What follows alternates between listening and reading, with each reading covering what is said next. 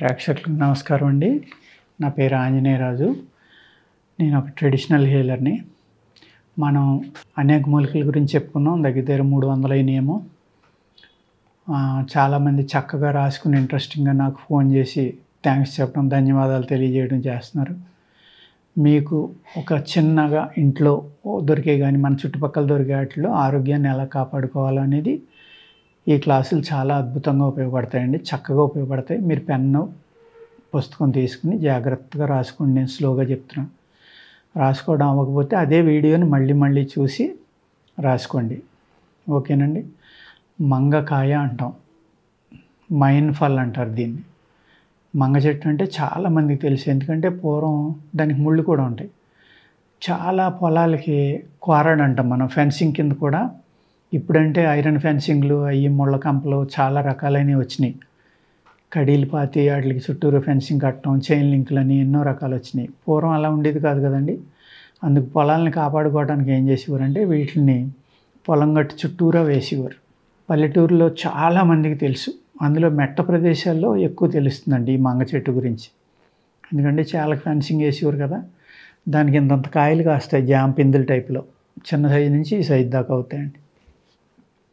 ఇది వాంతి చేయడానికి, అంటే మన గుండెల్లో ఉన్న కఫం కానీ లోపల ఉన్న కఫం కానీ బయటికి పంపడానికి చాలా చక్కని ఔషధం అనమాట. అనేక రకాలుగా వాడతారు. ఎన్నో రకాల ఉపయోగాలు ఉన్నాయి దీంతో. దీని యొక్క వేరు తీసి మనం చితక్కొడితే కొంచెం లైట్గా నొరగలాగా వస్తుంది. ఆ రసం కానీ కషాయం కానీ బాగా కాసి చిక్కబడిలాగా తలకు రాసుకుంటే కనుక పీలు చచ్చిపోతాయండి. డాండ్రఫ్ పోతుంది. చాలా బాగా ఇది ఉపయోగపడుతుంది అనమాట. ఇవాళ డాండ్రఫ్ లేని వాళ్ళు ఎవరు లేరు.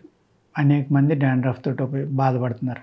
దీని యొక్క వేరునే మనం బాగా మెత్తగా పేస్ట్ లాగా చేసుకుని, ఎక్కడైతే మీకు వాత నొప్పులు ఉన్నాయో, మోకాళ్ళు కానీ మోక చేతులు కానీ కీళ్ళ నొప్పులు కానీ మజిల్ పెయిన్స్ కానీ ఇలాంటివి ఉన్నాయనుకోండి, ఏదైనా దెబ్బ తగిలింది మీకు, పడిపోయారు, కౌకు దెబ్బ అంటాం మనం. అంటే బయటికి కనపడదు, గాయం అవుతుంది, బ్లడ్ రాదు, కానీ లోపల మజిల్ దెబ్బలు తినటం వల్ల బ్రౌన్ కలర్ నీలం కలర్కి రావడం, అక్కడ బాగా పెయిన్గా ఉండటం, రక్తం గడ్డ కట్టడం వల్ల ఆ రక్తం మళ్ళీ శరీరంలో కలవాలి అంటే చాలా ఇబ్బంది అవుతుంది అనమాట. అటువంటి కౌకు దెబ్బల మీద కూడా దీని యొక్క వేరు పేస్ట్ కానీ కాయ పేస్ట్ కానీ చక్కగా ఉపయోగపడుతుంది.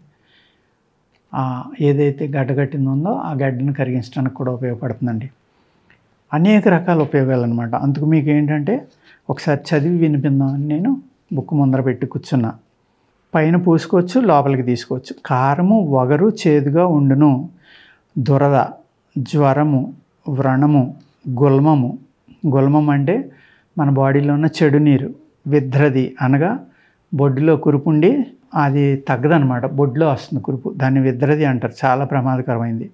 ఆ కురుపుని తగ్గించడంలోని వాతాన్ని తగ్గిస్తుంది, ఉబ్బుని తగ్గిస్తుంది, అంటే వాపుని తగ్గిస్తుంది, నీళ్ల విరోచనాలు తగ్గిస్తుంది, రక్త విరోచనాలు తగ్గిస్తుంది, హిమోగ్లోబిన్ తక్కువ ఉన్న వాళ్ళకి ఉపయోగపడుతుంది. కాస అంటే దగ్గు, శ్లేష్మం, అతిశ్వాస, హృద్రోగం అంటే గుండె జబ్బులు, పేసన అంటే ముక్కు నుంచి నీరు కారటం, పడిశం అంటే జలుబు.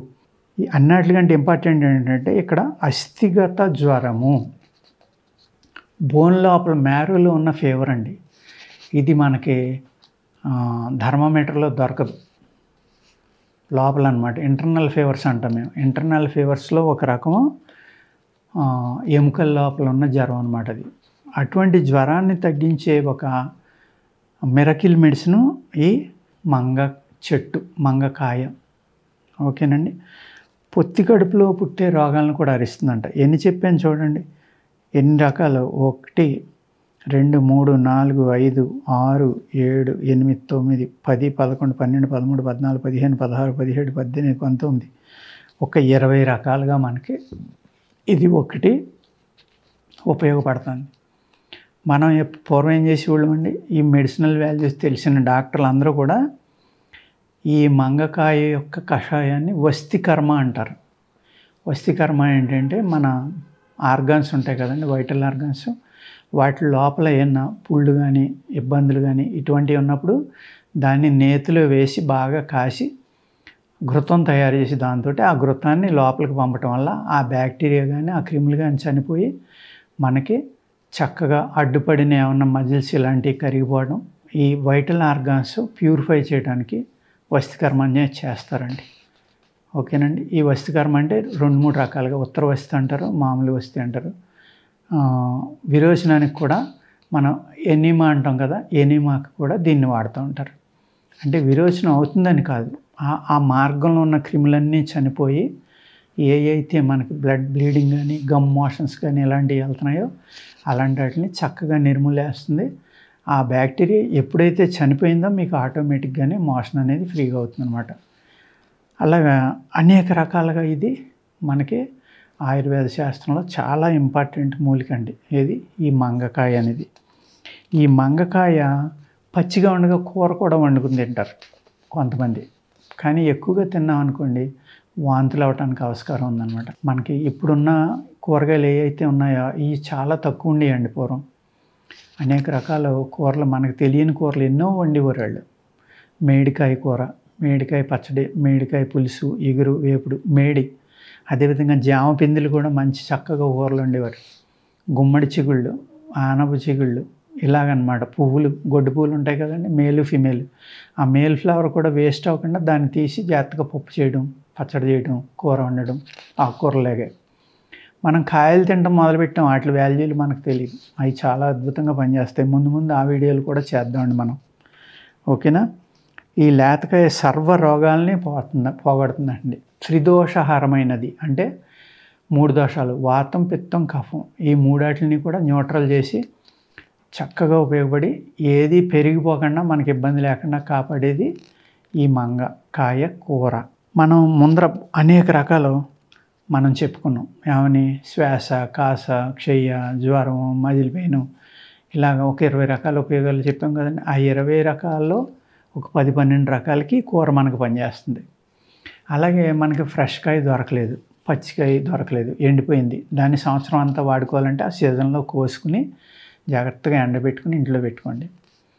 ఈ కాయని ఒక్కసారి చిన్న చిన్న ముక్కలుగా కుట్టి ఆవు పాలు ఆవిరి మీద ఉడకబెట్టడం కానీ, ఆవు పాలు మరిగి అట్లా వేసి కాసేపు ఉండనిచ్చి తీసేసి ఎండబెట్టుకున్నా కూడా మనకి దాంట్లో కొంచెం శుద్ధి అనేది అవుతుందండి.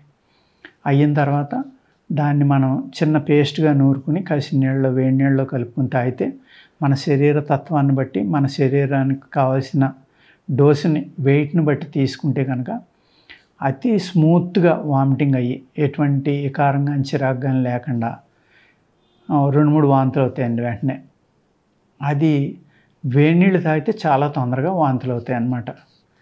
ఇది ఈ విధంగా మనకి అంటే ఇక్కడి నుంచి పైకున్న భాగం ఏదైతే ఉందో మన శరీర భాగం, దీన్ని శుద్ధి చేయడానికి అంటే ఊపిరితిత్తులు, కంఠము, ముక్కులు, ఈ లోపల సైనస్ ఉన్న ప్రదేశంలో ఉన్న బ్యాక్టీరియాని వీటిని అన్నిటిని చంపి ఊపిరితిత్తులు చక్కగా పనిచేయడానికి, ఊపిరితిత్తుల్లో ఏదైతే ఫ్లమ్ పేరుకుపోయి ఉండిపోయిందో ఎక్కువ రోజులు ఉండిపోవటం వల్ల అనేక రకాల క్రిములు చేరుతాయి అక్కడ.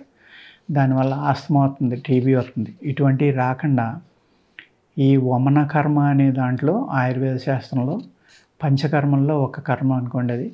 అటువంటి కర్మలకు కూడా దీనిని వాడి ఒక చక్కని మూలికగా వైద్యులు దీన్ని ఆయుర్వేద శాస్త్రంలో వాడతారండి.